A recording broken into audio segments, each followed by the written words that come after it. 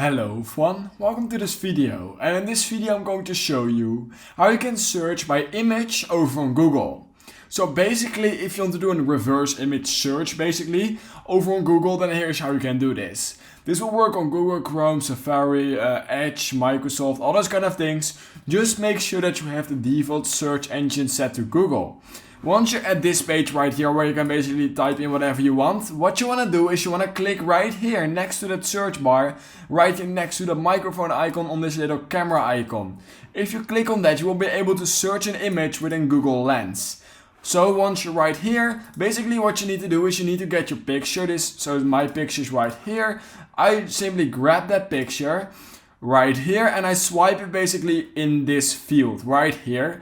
And then it's basically going to reverse image search and it's going to show you guys exactly where that image has been found basically the most. Now, if you want to get exact matches, what you can see is click right here, click on see exact matches, and then you can literally see exactly where that exact photo has been basically been used on which websites, and we can see that this picture has been used a lot. And yeah, that's basically how you can reverse image search or search by an image over on Google.